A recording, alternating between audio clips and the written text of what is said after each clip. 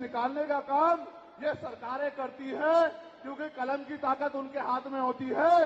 जिनकी राज सत्ता पे कब्जा होता है, हमारे लोगों का राज सत्ता पे कब्जा नहीं है, इसलिए सारी योजनाएं हमारे खिलाफ बनती हैं। हमारी ये भी मांग है, जिस पर मैं गौर कर रहा हूं, सरकार ने कहा, मैं आज इस पर भी बोलूंगा।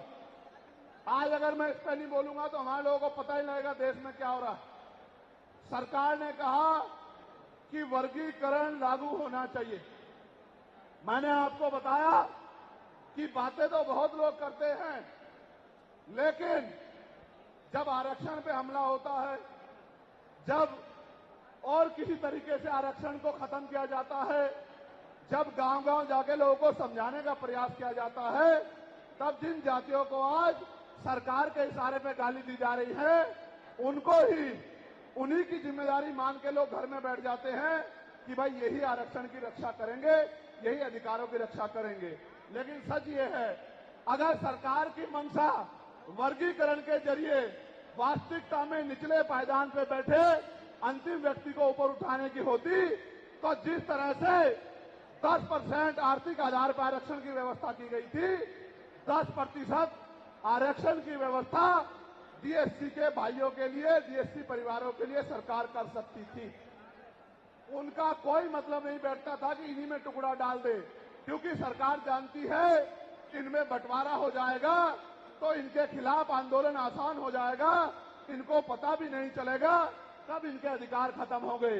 मैं आपसे कहना चाहता हूं, सरकार बताए उनके पास वर्गीकरण की क्या पॉलिसी है, किस आधार पे वो वर्गीकरण करना चाहते हैं, कौन से आंकड़े उनके पास है, कौन से डाटा उनके पास है। मैं सरकार से जानना चाहता हूं, सरकार कमेटियां बना दे और वर्गीकरण किस फॉर्मूले पे करेगी ये भी बता दे। हम सरकार को भी सुनना चाहते हैं। अभी देश में पिछले दरवाजे से कुछ नहीं होगा, जो कुछ होगा आमने सामने होगा। अगर हमारे अधिकारों की बात आएगी तो लड़ाई आमने सामने लड़ी जाएगी। सरकार ये भी बताए क्या वह रोस्टर में बदलाव करेगी, क्या सरकार रोस्टर में बदलाव करेगी, सरकार बताएगी। हमारे लोग तो अभी सही तरह से चीजों को नहीं जानते हैं। मैं ये भी विश्वास दिलाता हूं, स्पेशली डीएससी के भाइयों को कह रहा हूं, मेरी बात को गौर से सुनना। स्पेशली डीएससी के भाइयों को कह रहा हूं, उन जातियों को जो लोग आंदोलन कर रहे हैं, आपको एहसास नहीं है, जब देने की बारी आएगी हम बताएंगे अपने भाइयों को किस तरह से आगे बढ़ाया जाता है, किस तरह से उनकी हिस्सेदारी दी जाती है। अभी तो हम पे देने कुछ है ही नहीं। मैं आपको विश्वास दिला कहता हूं, डीएससी के जो हमारे भाई हैं, वाल्मीकि समाज के भाई हों, धानुक समाज के भाई हों और बागड़ी समाज के भाई हों और किसी सैसी समाज के भाई हों, मैं चंद्रशेखर आजाद वचन देके कहता हूं बहुजन समाज के सामने, ये हमारी आपसी बातचीत है। आप दुश्मन के इशारों पे काम मत करो, हम लोग बैठ के अपनी लड़ाई को निपटा लेंगे। हम लोग अपने आप बैठ के चर्चा करके आपके साथ बैठ के, अगर कहीं हमें कुछ डर भी है, आप चीजों को नहीं समझ पा रहे हो या हम लोग समझा नहीं पा रहे, अगर आपको अधिकार मिलता है तो बताओ, हमारे किसी व्यक्ति को तकलीफ है क्या? बताओ, अगर हमारे डीएससी के भाइयों को अधिकार मिलता, बताओ, हाथ उठा के बताओ, तकलीफ है क्या हमें किसी को? ये इतना बड़ा जन समूह गवाही दे रहा है, अगर डीएससी के भाइयों को कुछ मिलता है तो हमें तकलीफ नहीं है। लेकिन हम इस सरकार की मंशा को जानते हैं, हम इस सरकार को जानते हैं, इनके चरित्र को जानते हैं। ये देना कुछ नहीं चाहती, ये तो इसको अटका के रखना चाहती हैं। आप ये देख लेना, इन्हीं के कुछ लोग पहले सुप्रीम कोर्ट चले जाएंगे। जैसे उदाहरण के तौर पे गौर करो, 69,000 शिक्षक भर्ती में सरकार ने 20,000 पदों पे घोटाला किया। हम लोगों ने आंदोलन किया तो सरकार ने 6,800 नियुक्ति की लिस्ट जारी की। फिर अपने लोगों को हाईकोर्ट भेज के उस पर रोक लगवा दी। फिर हाईकोर्ट पे फिर हमारे लोग लड़े तो उन्होंने कहा दोबारा लिस्ट जारी करो, इनको अधिकार मिलना चाहिए। तो वोट लेने के लिए हमारे लोगों के सामने कहा कि भाई मिलना चाहिए, हम समर्थन करते हैं, लेकिन अपने लोगों को सुप्रीम कोर्ट भेज दिया और सुप्रीम कोर्ट में इनके बैठे जजों ने फिर से उस पर रोक लगा दी। इसलिए हमें इनकी नीयत पे शक होता है। मुझे डर ये भी है अगर ये अधिकार स्टेट गवर्नमेंट को दे दिए गए तो ये कॉन्स्टिट्यूशन का तो बहुत बड़ा वोलेशन होगा ही, 340 का, 341 का, लेकिन ए-बी का। लेकिन सबसे बड़ा खतरा ये है कि कल जो सरकार सत्ता में आएगी वो किसी भी अन्य जाति के लोगों को शेड्यूल कास्ट में उनको शामिल करके आपके पूरे अधिकार को छीन बीन कर सकती है। अगर ये पावर स्टेट को मिल गई, हमें सरकार की मंशा पे सिर्फ शक है। हमने ये भी मांग की, आपको याद होगा, यूपी के साथी हमारे जानते हैं, हमने 2 साल पहले, पौने 2 साल पहले मांग की थी कि जो 52% ओबीसी हैं उनको 27% रिजर्वेशन सुप्रीम कोर्ट के लोगों ने दिया, आबादी से आधा। सुप्रीम कोर्ट ने मंडल कमीशन की रिपोर्ट के बाद ना चाहते हुए सरकार ने कर दिया, तो सुप्रीम कोर्ट ने अपने तरीके से रोक लगा के 27% दिया।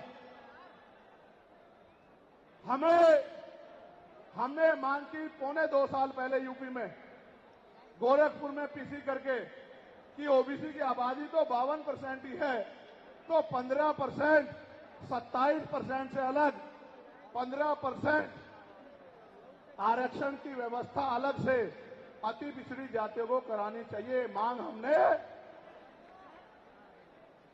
पौने 2 साल पहले उत्तर प्रदेश में उठाई थी। उसके बाद उसी दिन हमने मांग उठाई, क्योंकि हमें नैतिक चरित्र है। हम बाबा साहब अम्बेडकर को, माननीय काशीराम साहब को अपना नेता मानते हैं, हम ज्योतिबा फूले साहू जी महाराज को अपना नेता मानते हैं।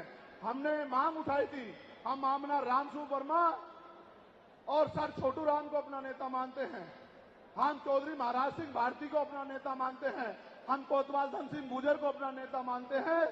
हमने मांग उठाई थी कि भाई हमारी आबादी बढ़ रही है, 2011 के बाद जनगणना नहीं हुई, और जो जनगणना हुई उसके आंकड़े जारी नहीं हुए। इसलिए हम लोग मांग करते हैं कि जिन जातियों को अवसर नहीं मिले, पहले तो उनको तैयार किया जाए और फिर उनको 5% अतिरिक्त आरक्षण शेड्यूल कास्ट में 15% अतिरिक्त देकर उनको मुख्य धारा में लाया जाए। जब हम 2 साल पहले इसकी मांग कर रहे हैं, तो हम डीएससी के भाइयों के विरोधी कैसे हो सकते हैं, आप लोग बताओ। तब तो वो आंदोलन भी नहीं चला रहे थे, हम तो आंदोलन चला के मांग कर रहे थे कि मिलना चाहिए, मिलना चाहिए। लेकिन मैं आज भी कहता हूं, हमारी ये मांग है कि अब समय आ गया देश में कि आरक्षण की सीमा बढ़ाई जानी चाहिए, आरक्षण की कैप खत्म की जानी चाहिए और 100% रिजर्वेशन इस देश में लागू होना चाहिए। जिसकी जितनी संख्या भारी, उसकी उतनी हिस्सेदारी का लाभ उनको मिलना चाहिए। आप फिर कह रहा हूं, जातिगत जनगणना कराओ और 100% आरक्षण करो। मैं तो स्वर्ण जातियों का सबसे बड़ा हितैषी हूं, उनको 10% आरक्षण क्यों दे रहे हो? मेरी ये मांग है। मैं तो अपने लोगों के आरक्षण में से भी उनके लिए मांग करता हूं। उनकी आबादी तो 15% भी नहीं है। मैं ये कहता हूं कि उनका अलग से ब्लॉक बना के उनको 20% आरक्षण सरकार को देना चाहिए और 80% आरक्षण को एससी, एसटी, ओबीसी के लिए फ्री कर देना चाहिए।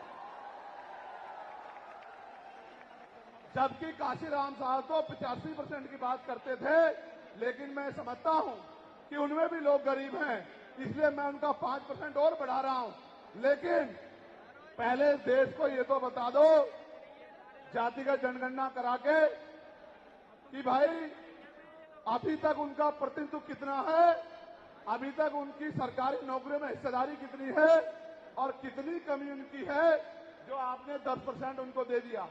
आज हम लोग एक और मांग भी उठाते हैं कि कास्ट का आरक्षण बढ़ा के उसकी संख्या के आधार पे 25% करना चाहिए। बताओ सहमत हो, नहीं सहमत हो? जोर से हाथ उठा के, दोनों हाथ उठा के बताओ सहमत हो, नहीं सहमत हो? तो ये हमारी वो मांगे हैं जिनके लिए आज हम लोग यहाँ इकट्ठा हुए हैं। और हम इकट्ठा नहीं हुए आज तो मजबूरी या अपने देश से प्यार था कि हमने अपने आंदोलन को बदलाव कर लिया। अगली बार अधिवेशन तो होगा इंदौर में, लेकिन जब तो इस बार एक और बड़ा आंदोलन रामलीला मैदान में और रामलीला मैदान से अपनी ही पार्लियामेंट का घेराव करके अपनी मांगों को उठाने के लिए हम लोग करेंगे। बताओ मदद करोगे नहीं करोगे?